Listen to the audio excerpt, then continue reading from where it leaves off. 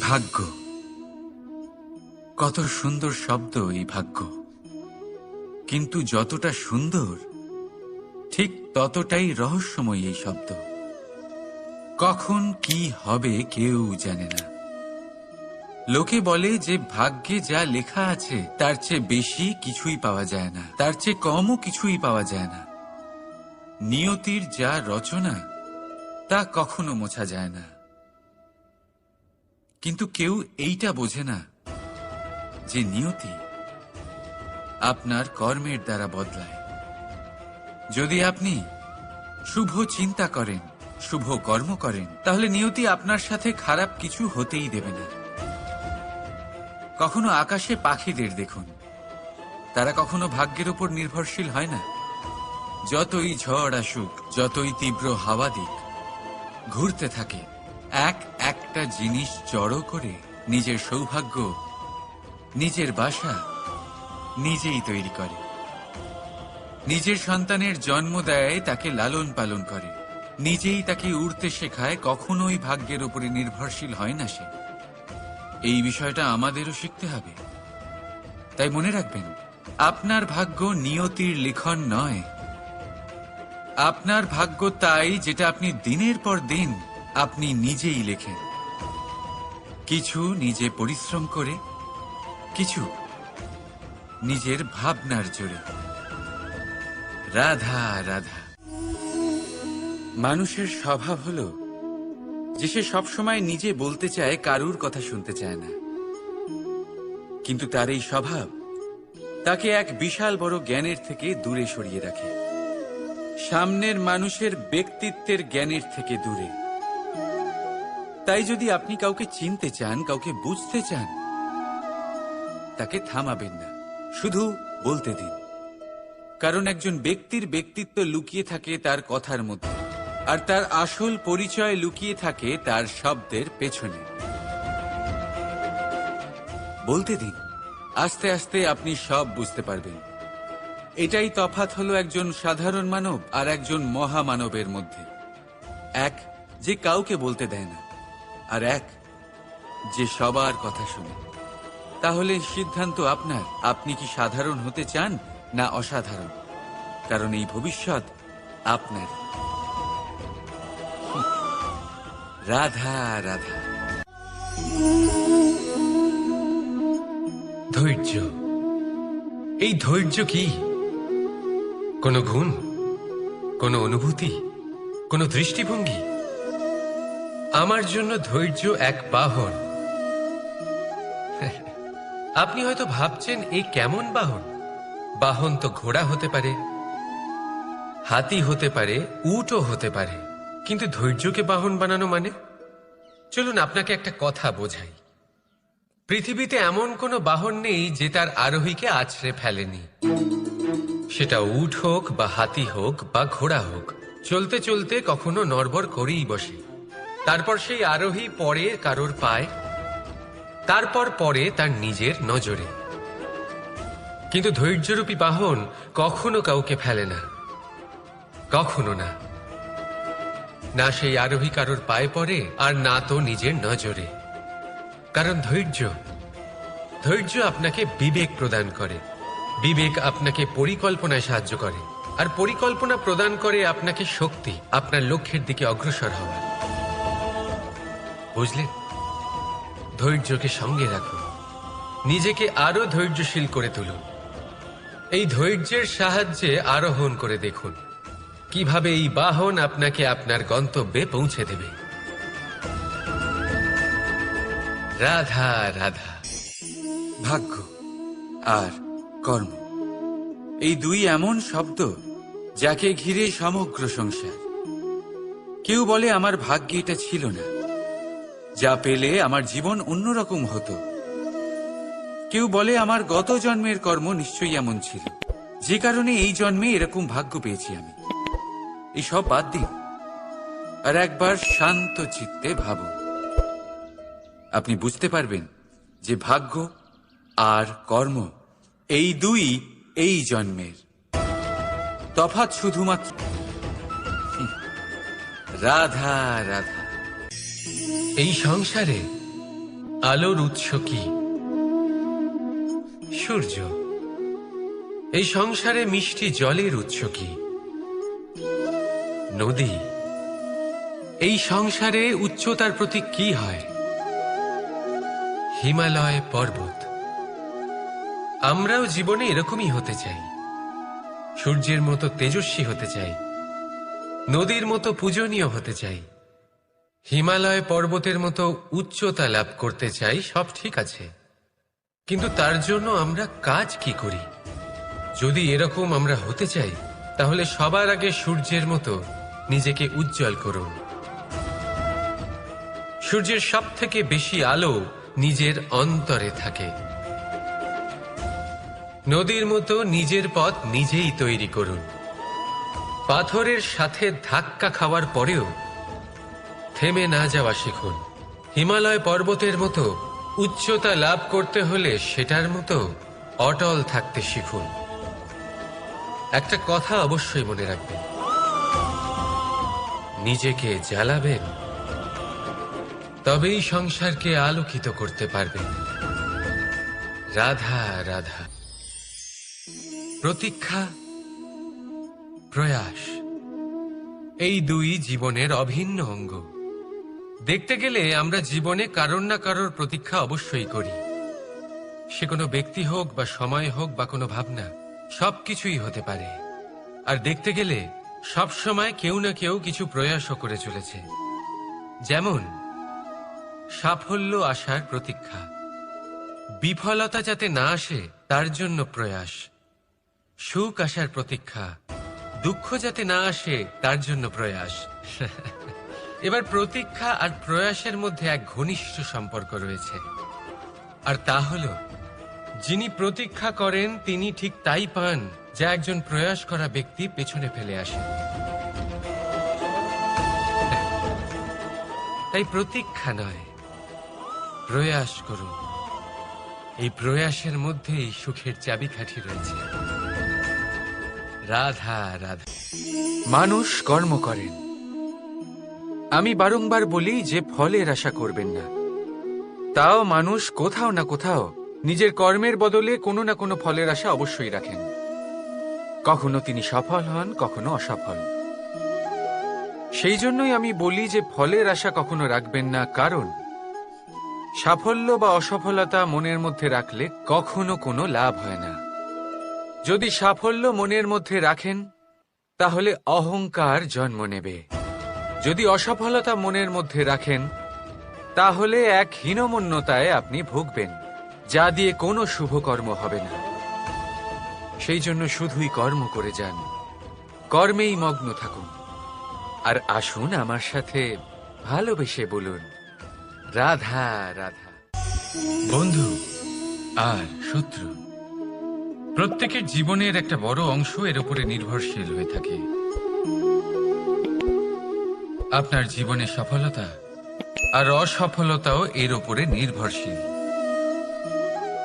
কিন্তু এই বন্ধু এবং শত্রুদের খুঁজে পাওয়ার জন্য আপনাদের বাইরে যাওয়ার প্রয়োজন নেই, কারণ এরা স্বয়ং আপনার ভেতরেই আছে।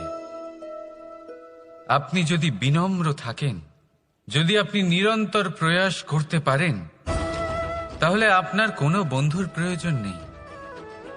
যদি আপনার মধ্যে অহংকার থাকে, যদি প্রতি কথায় আপনার মধ্যে ক্রোধ উৎপন্ন হয়, তাহলে আপনার শত্রুর কোনো প্রয়োজনই নেই।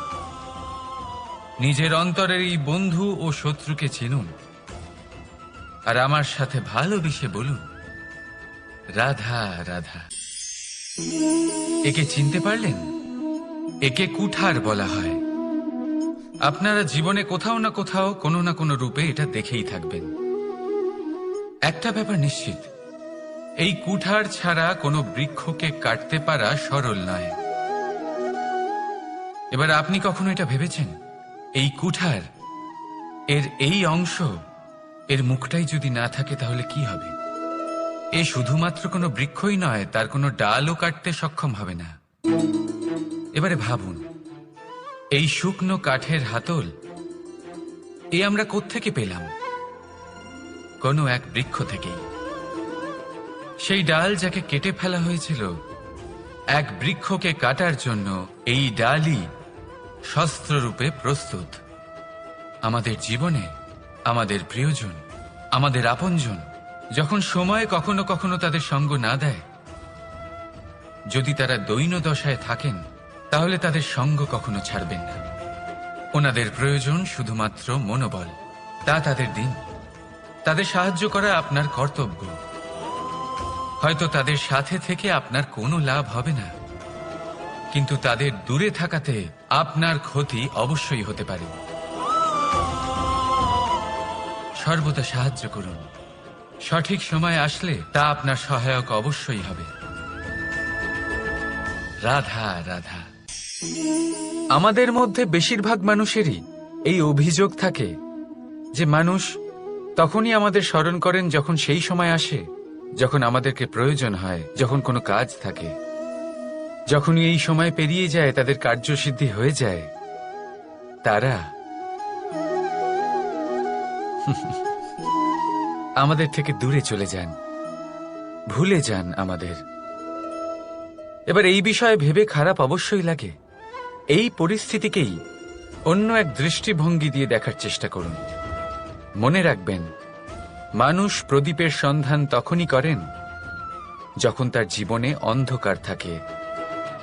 আপনি প্রসন্ন হয়ে উঠুন, কারণ আপনার কাছে সেই সুযোগ আছে যে কারোর জীবনে প্রকাশের কিরণ আনতে পারছেন, কাউকে সঠিক পথ দেখাতে পারছেন, কারোর সহযোগিতা করতে পারছেন, এই পুণ্য অর্জন করতে পারছেন। কারোর থেকে কোনো আশা রাখার দরকার নেই। যার আপনাকে যতটা প্রয়োজন তাকে ততটাই সাহায্য করুন, ততটাই সবাইকে প্রেম বিতরণ করুন। আর এই প্রেমের ভাব নিয়েই আমার সাথে বলুন, রাধা রাধা। এটা সেই নৌকার প্রতিরূপ যা আমাদের নদী পার করায়। এবার বিষয়টা একটু ভেবে দেখুন। সেই বিশাল নৌকা যা আমাদের নদী পার করায়, সেটার নির্মাণ নদীতে নয়, ডাঙায় হয়। আর যদি আমরা এটাকে নদী অবধি পৌঁছতে চাই, তাহলে আমাদের দরকার পড়ে কোনো গরুর গাড়ির অথবা ঘোড়ার গাড়ির। তার সাহায্যে একে বহন করা হয়।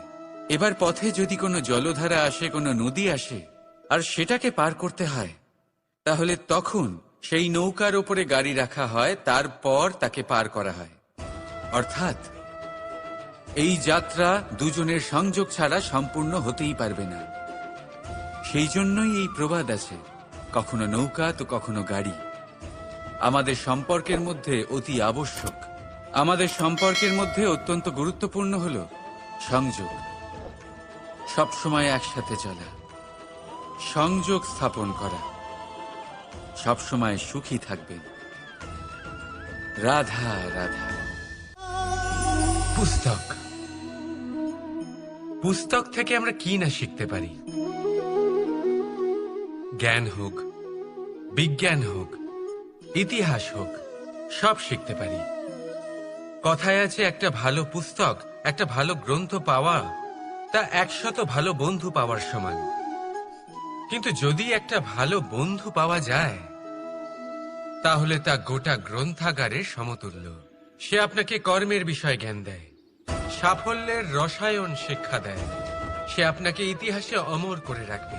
শুধু তাই নয়, সে আপনাকে শুধু পথই দেখাবে না, সেই পথে আপনার সাথে সঙ্গী হয়ে চলবে সে। সেই জন্য জীবনে যদি কোনো ভালো বন্ধুকে পাশে পান, তাহলে তাকে আপন করে রাখবেন, তাকে সামলে রাখবেন। জীবন সহজ হয়ে যাবে। রাধা রাধা। বর্ষা ঋতু শুরু হলেই পাখিদের মধ্যে চাঞ্চল্য বেড়ে যায়। আর সেটা হবে নাই বা কেন? বাসা ভেঙে যায়, বৃক্ষ ভেঙে পড়ে। প্রত্যেক পাখি তার থাকার জন্য একটা নতুন জায়গার, একটা ছায়ার, একটা ছাদের খোঁজে থাকে। শুধু একটা পাখি এসব কিছুই করে না। না তো তার এসব সমস্যা নিয়ে কোনো চিন্তা থাকে, না কোনো দরকার পড়ে। আর সেই পাখি হলো বাজ। সেই সব সমস্ত ছোটখাটো সমস্যার থেকে অনেক দূরে ওপরে উড়ে বেড়ায়, মেঘের থেকেও অনেক উঁচুতে। তাই এই সব ছোটখাটো সমস্যা যা আপনার জীবনে এসে থাকে, এই সব নিজের চারপাশকে ঘিরতে দেবেন না। নিজের চিন্তা ভাবনাকে অনেক উঁচুতে রাখুন। আপনার সমস্ত সমস্যা নিজে থেকেই নিচে চলে আসবে। রাধা রাধা। আপনি কখনো কোনো ইঁদুর দেখেছেন? তার সবসময় কিছু না কিছু চাই, ঠোকরাতে থাকে সারা দিন সারা রাত। কখনো আপনার রান্নাঘর থেকে কিছু নেবে, তো কখনো ভাড়ার ঘর থেকে কিছু নেবে। কখনো আপনার জামা ছিঁড়বে, কিছু তুলে নিজের গর্তে নিয়ে চলে যাবে। কিন্তু আপনি দেখুন, সে কখনোই সন্তুষ্ট হয় না, ওর পেট কখনোই ভরে না। ঠিক তারই বিপরীত হল নদী, যে সব সময় ছিনিয়ে খায়, সে সব সময় অভুক্তই থাকে। যে রাধা রাধা। কোন ব্যক্তির ব্যক্তিত্ব কিভাবে তৈরি হয়? আপনার কি মনে হয় যে ব্যক্তি জন্ম থেকে তার স্বভাব নিয়ে জন্মায়, নাকি আপনার মনে হয় যে এই প্রকৃতি ব্যক্তির জন্য তার নিয়তি রচনা করে? না, এরকম একেবারেই হয় না। আমি আপনাকে বোঝাচ্ছি। যখনই বৃষ্টি পড়ে কোনো বিন্দুর দিকে দেখবেন, এবার এই বিন্দু যেখানে পড়ছে তার উপরে নির্ভর করছে তারপর কি হবে। যদি এই বিন্দু পড়ে কোনো ক্ষেতের ওপরে, তাহলে কোনো নতুন ফসলের জন্ম দেবে। যদি সে গরম কড়াইতে পড়ে, তাহলে বাষ্পীত হবে। যদি সে কোনো সাপের মুখের ভেতরে পড়ে, তাহলে বিষ তৈরি হবে। ঝিনুকের ভেতরে পড়লে মুক্ত তৈরি হবে। যদি কোনো পাতার ওপরে পড়ে, তাহলে শিশির তৈরি হবে। একই বিন্দু, কিন্তু তার সঙ্গত তার ভবিষ্যৎ এবং ব্যক্তিত্ব নির্ধারণ করবে। এবার এটা তো শুধুমাত্র এক বিন্দু, তার কাজ হলো শুধুমাত্র পড়া। কোথায় সেটা সেও নির্ধারণ করতে পারে না। কিন্তু আপনি হলেন মানুষ। আপনি বাছাই করতে পারবেন যে আপনার সঙ্গী কারা হবে, কাদের সাথে আপনি মেলামেশা করে বড় হবেন। তাই তা ভালোভাবে করুন, কারণ এই নির্বাচন আপনার হাতে, কারণ এই জীবন আপনার, ভবিষ্যৎ আপনার। এবার আপনি মহান হতে চান কি না, তার নির্ণয় আপনাকেই করতে হবে। আসুন আমার সাথে ভালোবেসে বলুন, রাধা রাধা। সুরক্ষা প্রত্যেক ব্যক্তির জন্য গুরুত্বপূর্ণ, কিন্তু এটাই মানুষের সবথেকে বড় শত্রু। কিভাবে? ভেবে দেখুন। একজন মানুষ যখন একটা সুরক্ষিত পরিবেশে থাকে, তখন তার মধ্যে আলস্য চলে আসে। সে জানে যে আমাকে না ভবিষ্যতের জন্য কিছু করতে হবে, আর না আজকের জন্য কিছু করতে হবে, শুধুই জীবন যাপন করতে হবে। এই সুরক্ষা কবচ থেকে বাইরে বেরোনো অত্যন্ত জরুরি। ভাবুন, পাখি যে তার সন্তানকে জন্ম দেয়, কিছুদিন পরে তাকে তার বাসা থেকে বের করে দেয়। কেন? যদি এরকম না করে, তাহলে সেই সন্তান জীবন কাটাতেই শিখবে না। যদি তাকে ডাল থেকে নিচে না ফেলে দেয়, সেই সন্তান উড়তেই শিখবে না। তার পাখনা শক্তিশালী হবেই না। সে তার নিজের বাসা তৈরি করার চেষ্টাই করবে না।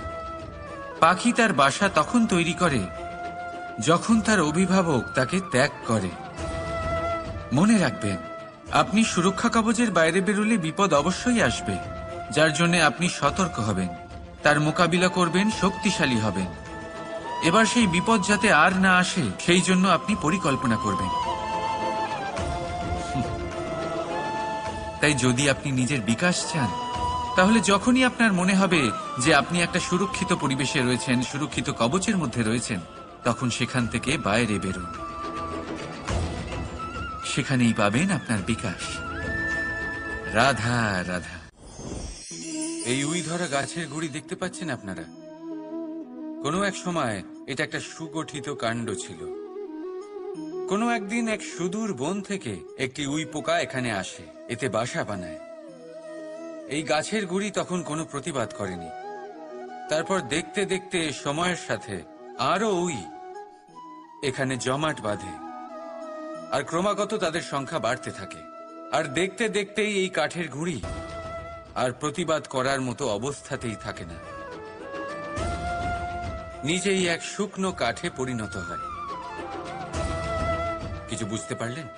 অসৎ সঙ্গ, অসৎ অভ্যাস সময় থাকতে থাকতে বন্ধ করে দিন।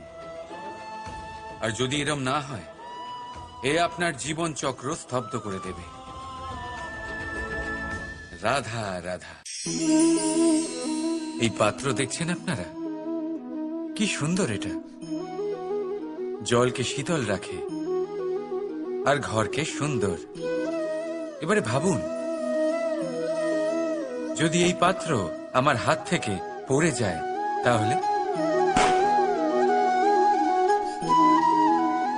ভেঙে গেল, তাই না? এবার কি হবে? আপনি বলবেন সহজ ব্যাপার, আরো একটা পাত্র কিনে নাও, 1 মুদ্রায় পেয়ে যাবে। এই পাত্রের বাস্তবিক মূল্য আপনি যদি জানতে চান, তাহলে সেই কুম্ভকারকে জিজ্ঞাসা করুন, যিনি এই পাত্র বানিয়েছেন। কতটা পরিশ্রম করতে হয়েছে ওনাকে তা জিজ্ঞেস করুন। সর্বপ্রথম তিনি সেই মাটি মেখেছেন, তারপর তাকে চাকায় বসিয়ে গঠন করেছেন, তারপর কতবার চেষ্টা করে তাকে সঠিক আকার দিয়েছেন, তারপর আগুনের তাপে পুড়িয়ে তাকে কঠিন বানিয়েছেন, তারপর রং করে তাকে সাজিয়ে আমাদের সামনে প্রস্তুত করেছেন। এত পরিশ্রম দ্বারা তৈরি এই পাত্র, কখনো ভেবেছেন সেই বিষয়ে? ভবিষ্যতে যদি কখনো এরকম কোনো চিন্তাধারা মাথায় আসে, এমন কোনো ভাবনা আসে যার কারণে আপনি পরিবারকে ভাঙতে চলেছেন, নিজেকে আটকে নিন। নিজেকে মনে করান সেই মাতা পিতার বিষয়ে, ওনাদের পরিশ্রমের বিষয়, ওনাদের ধৈর্যের বিষয়, তাদের প্রেমের বিষয়। আপনার আশা আবেগ, আপনার স্বার্থসিদ্ধি, এই সব কিছু তার সামনে খুবই ছোট মনে হবে। রাধা রাধা।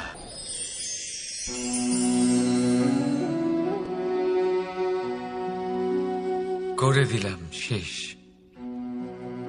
সংসার সর্বদা কৃষ্ণকে এই কথা শোনাবে যে কৃষ্ণ নিজেই নিজের মামার হত্যা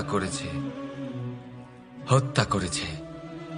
কিন্তু এটা সময়ের প্রয়োজন ছিল, আর এ কিন্তু হত্যা নয়, বধ ছিল। আর ব্যক্তি নিজের বধ নিজেই ডেকে আনে। এই সংসারে এগিয়ে চলা অতি আবশ্যক, কিন্তু কোথায় নিজেকে থামাতে হবে সেটা জানা তার চেয়েও বেশি আবশ্যক। আর যে এটা বুঝতে পারে না তার অন্ত সুনিশ্চিত।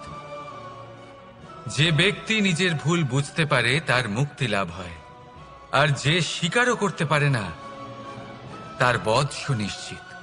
মথুরার রাজা কংস, তার বধ এই জন্য হয়নি কারণ সে আমায় হত্যা করার প্রয়াস করেছে, আমার মাতা পিতা বা আমার দাদুকে বন্দী করেছে। ওর বধ এই জন্য হয়েছে যে ওর ঘৃণা প্রেমের সীমায় আসা সত্ত্বেও থামেনি। কংস মামা এটা কখনো বোঝেনি যে নিজেকে কখন থামাতে হবে। আর যা কিছু সে করেছে, যত পাপ সে করেছে, তা নিয়ে কখনো মন্থনও করেনি। অনেকবার বোঝানোর পরেও সব সময় প্রেমের থেকে মুখ ফিরিয়েছে। আর কি করল? শুধুই ঘৃণার দ্বারা এই ভালোবাসার ক্ষতি করার চেষ্টা করল। তাই মনে রাখবেন,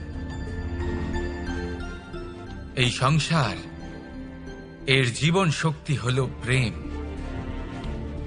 আর যে এই প্রেমের ক্ষতি করার চেষ্টা করবে তার অন্ত, তার বধ সুনিশ্চিত। রাধা রাধা।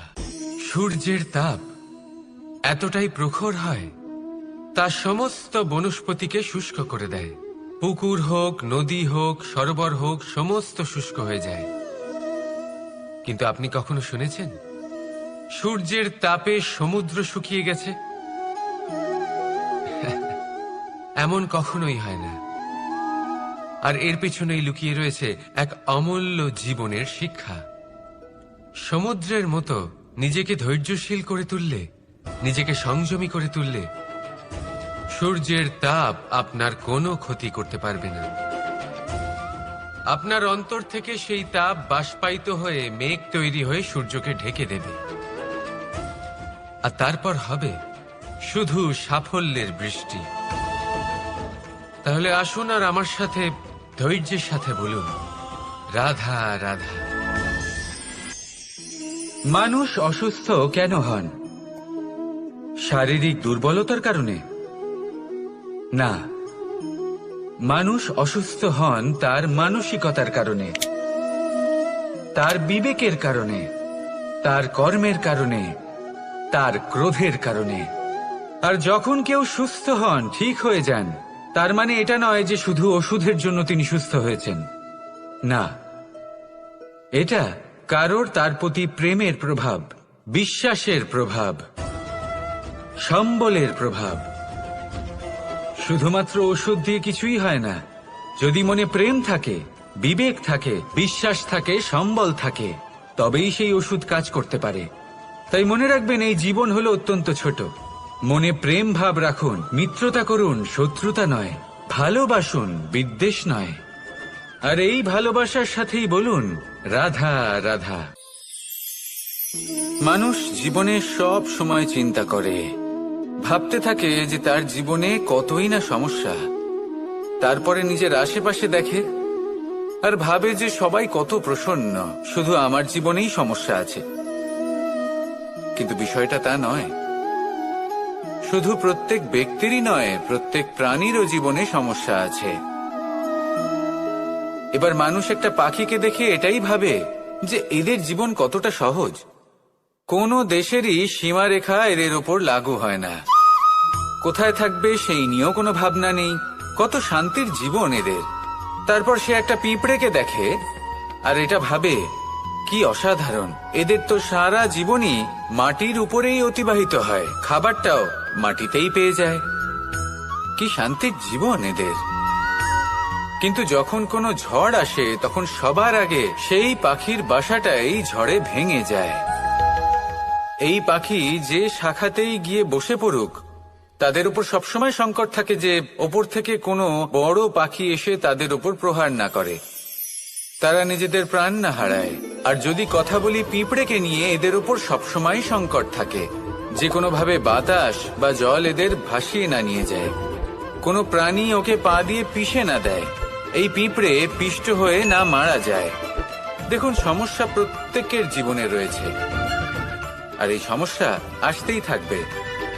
এর অর্থ এটা নয় যে এই সমস্যার সম্মুখীনই হওয়া যায় না, এর সমাধানও সম্ভব নয়। প্রত্যেক সমস্যার সমাধান অবশ্যই আছে, শুধু শান্ত মনে সেটা খুঁজে বের করতে হবে। তাহলে সেটাই করুন, প্রত্যেক সমস্যার সমাধান করতে থাকুন। যত সমাধান করবেন, জীবন আনন্দময় হয়ে উঠবে। যদি সমাধান না করেন, তাহলে আজীবন দুঃখই পেতে থাকবেন। আসুন আমার সাথে ভালোবেসে বলুন রাধা রাধা। কর্ম, ধর্ম আর কর্তব্য, এই তিনটি একে অপরের সাথে জড়িত। আর অনেক সময় এই তিনটি পালন করতে করতে আমাদের সেই ব্যক্তির সামনে গিয়ে দাঁড়াতে হয়, তার বিরুদ্ধেই যেতে হয়, যাকে আমরা সব থেকে বেশি ভালোবাসি। কিন্তু সেইখানে এই যুদ্ধ কোনো ব্যক্তিগত যুদ্ধ থাকে না। এ হলো কর্ম, ধর্ম আর কর্তব্যের যুদ্ধ। এটা সরল নয়, অত্যন্ত কঠিন হয় তার সম্মুখীন হওয়া যাকে আমরা সব থেকে বেশি সম্মান করি। কিন্তু আমাদের তো আমাদের ধর্মের পথে চলতেই হবে, কারণ আমরা কর্মবদ্ধ, কর্তব্যবদ্ধ, আর এটাই করা উচিত। শুধু এটুকু মনে রাখবেন, যদি আপনার উদ্দেশ্য শুভ হয়, আপনার ভাবনা শুভ হয়, আপনি যদি কর্ম, ধর্ম আর কর্তব্যের পথে অগ্রসর হন, তাহলে এই প্রক্রিয়াতে যদি আপনাকে আপনার আরাধ্যেরও সামনে দাঁড়াতে হয়, তাহলেও আপনার কোনো ক্ষতি হবে না। তাহলে আসুন আর আমার সাথে ভালোবেসে বলুন রাধা রাধা। সাথী, সাথী এই শব্দটির ব্যাখ্যা কে কিভাবে করে? মিত্র, সখা, বন্ধু। কিন্তু অর্থ একটাই, তিনি যিনি আপনার সঙ্গী হন আর তিনি যার সাথী আপনি হন। এবার সব থেকে বড় প্রশ্ন হলো এটাই যে তিনি কে হতে পারেন যাকে আপনি আপনার সাথী বলে মেনে নিতে পারেন, নিজের সখা, নিজের মিত্র, নিজের বন্ধু মেনে নিতে পারেন। আপনার সাথী হলেন তিনি যিনি দুঃখের সময় আপনার পাশে থাকবেন, আপনার হাত ধরে থাকবেন। আপনার সাথী হলেন তিনি যার হাত আপনি নিজের সুখের দিনে ধরে থাকবেন। সেই সাথীরই হাত ধরুন যিনি দুঃখে সবসময় আপনাকে সাহায্য করার জন্য তৎপর হয়ে থাকেন, আপনার পাশে থাকেন, আর যাকে সুখের দিনে আপনি আপনার সাথে রাখতে পারেন। আর যখন আপনার সাথে আপনার এই সাথী থাকবে, তখন আপনি এটা বুঝবেন যে যখন জীবনে দুঃখ আসে তখন এই দুঃখ কমে যায়, সবার মধ্যে ভাগ হয়ে যায়। আর যদি তখন সুখ আসে তাহলে সেটা সবার উপস্থিতিতে আরো বেড়ে যায়। এটাই হলো প্রেম, এটাই হলো ভালোবাসা, এটাই হলো সঙ্গ। যেমন সম্পর্ক আমার আর রাধার মাঝে। তাহলে আসুন আর আমার সাথে ভালোবেসে বলুন, রাধা রাধা। মানুষ এক অত্যন্ত বিচিত্র প্রাণী। পরিকল্পনা করে, ষড়যন্ত্র করে, প্রচেষ্টা করে, কাউকে পরাজিত করার চেষ্টাও করে। সাপকে একটা দড়ি মনে করে হাতে চেপে ধরার চেষ্টা করে, কিন্তু একটা কথা বুঝতেই পারে না, সময়ের এই সাপ, এটা হাতে চেপে ধরাই যায় না। আর আপনি যা করবেন তা আবার ফিরে আসবে আপনারই সামনে। দেখুন, এতে কিছুই যায় আসে না যে আপনি কুম্ভকারের পুত্র নাকি কৃষ্ণের পুত্র। যদি আপনি অনুচিত কর্ম করেন তাহলে আপনার সাথেও অনুচিতই হবে। অশুভ কর্ম করলে আপনার সাথেও অশুভই হবে। কুরু বংশ অত্যন্ত মহান বংশ ছিল। এই কুরু বংশ কি হলো তার সাথে? একটা গোটা বংশ বয়ে গেল, কারণ ওনাদের উদ্দেশ্য অশুভ ছিল। অন্যদিকে 5 জন বনবাসী পাণ্ডব মহাভারত বিজয়ী হলেন, কারণ তাদের উদ্দেশ্য শুভ ছিল। তাই মনে রাখবেন, শুভ অগ্নি প্রজ্বলিত করবেন, শুভ তাপ সঞ্চার হবে। অশুভ অগ্নি প্রজ্বলিত করবেন, নরকেই জ্বলতে হবে। তাহলে আসুন আর আমার সাথে ভালোবেসে বলুন, রাধা রাধা। জীবনে এমন কিছু কাজ রয়েছে যা আপনাকে একাই করতে হয়, আর এমন কিছু কাজ রয়েছে যা আপনাকে একসাথে মিলে করতে হয়, একজোট হয়ে, সঙ্গবদ্ধ হয়ে। এবার সঙ্গবদ্ধ বলতে কি বোঝাতে চাইছি? আমি তাদের কথা বলছি না যারা বাস্তবিকভাবে একে অপরের সাথে কাজ করেন। আমি তাদের কথা বলছি যারা একে অপরের থেকে দূরে থেকেও একে অপরকে বিশ্বাস করেন। আমি আগেও বলেছিলাম, সমস্ত বিশ্বের আশা বিশ্বাসেই বসবাস করে, তাই না? তাই যেখানে সমস্ত বিশ্ব আছে, সমস্ত সংসার আছে, সেইখানেই বিশ্বাস রয়েছে। তাই আপনার আশেপাশে এমন দল সঙ্গবদ্ধ করুন যাদের আপনার উপর বিশ্বাস আছে আর যাদেরকে আপনি বিশ্বাস করতে পারেন। তাহলে আসুন আর আমার সাথে ভালোবেসে বলুন, রাধা রাধা। আমরা যে মানুষকে চাই, যাকে আমরা ভালোবাসি, তাকে একটা উপহার অবশ্যই দিতে চাই। এমন এক উপহার যা ওনার ভালো লাগবে, যা শ্রেষ্ঠ হবে, অতি প্রিয় হবে, বহুমূল্য হবে, বা বলতে পারেন মূল্যবান হবে। তাই আমরা কি করি? আমরা বাজারে যাই, তার জন্য স্বর্ণ, আভূষণ, হিরে, মুক্ত এইসব নিয়ে আসি। কিন্তু এটাই কি সর্বশ্রেষ্ঠ উপহার? কখনোই নয়। সর্বশ্রেষ্ঠ উপহার হলো স্বাধীনতা, তাকে নিজের মনের মতো বাঁচার স্বাধীনতা। যদি আপনি কাউকে স্বাধীনতা না দিতে পারেন, তাহলে সে কোথাও না কোথাও বন্দী হয়ে যায়, তার বিকাশ কোথাও না কোথাও আটকে যায়। কিন্তু যদি আপনি কাউকে স্বাধীনতা দিতে পারেন, তাহলে আপনি দেখবেন ও সমস্ত সংসারকে, এই জীবনকে নিজের দৃষ্টিভঙ্গি দিয়ে দেখবে, বুঝবে যে কোনটা হলো উচিত আর কোনটা হলো অনুচিত। আর এটাই হলো সর্বশ্রেষ্ঠ। আর এবার যদি কাউকে স্বাধীনতার মাধ্যমে এত বড় একটা শক্তি দিতে পারেন, তাহলে আপনি আমাকে বলুন, এর থেকে বড় উপহার আর কি হতে পারে? আসুন আর আমার সাথে ভালোবেসে বলুন, রাধা রাধা। পিতা আর পুত্রের সম্পর্ক অত্যন্ত মধুর হয়ে থাকে। পিতা স্বপ্ন দেখেন, তাকে পূর্ণ করার সকল সম্ভাব্য চেষ্টা করেন, কিন্তু তাও অনেক সময় ওনার স্বপ্ন অপূর্ণ থেকে যায়। তখন পিতা ভাবেন যে স্বপ্ন উনি পূর্ণ করতে পারেননি, ওনার সন্তান তা অবশ্যই পূরণ করবে। যে স্থানে উনি কখনো পৌঁছতে পারেননি, সেই স্থানে ওনার পুত্র অবশ্যই পৌঁছবে। পিতা নিজের সন্তানের ভবিষ্যৎ নিয়ে সেই স্বপ্ন দেখেন, আর যখন সেই সন্তান সামনে এগোতে থাকে তখন তার দুঃখ হয় না, বরং গর্ব হয়। ওনার ভালো লাগে এটা দেখে যে ওনার সন্তান অনেক উন্নতি করছে। কিন্তু যখন সন্তান নিজের অভিভাবকের শক্তি দেখে, তার যশ দেখে হিংসা করতে থাকে, সমস্যা সেইখানেই শুরু হয়। সেই জন্য সকল সন্তানকে এটা মনে রাখতে হবে, দেখুন, পুত্র হবার সুবাদে, এক সন্তান হবার সুবাদে এটা হলো আপনার অধিকার যে আপনি আপনার পিতার থেকে বেশি উন্নতি করবেন। আপনার পিতাও এটাই চান, কিন্তু সুস্থভাবে এটা করুন। একটা রেখা টেনে নিন যাতে আপনি তাতে এগোতে পারেন আর আপনার পিতার তাতে গর্ববোধ হয়, আর সেই বিষয়ে দুঃখ না হয় যে আমার সন্তান আমাকেই ছোট করার চেষ্টা করছে। ইতিহাস সাক্ষী রয়েছে, যে মানুষ অন্য কাউকে ছোট করার চেষ্টা করেছেন সেই মানুষই ছোট হয়ে গেছেন। আর আমার মনে হয় না আপনি এটা চান, কারণ কোনো একদিন আপনিও কারোর পিতা হবেন। আসুন আমার সাথে ভালোবেসে বলুন, রাধা রাধা।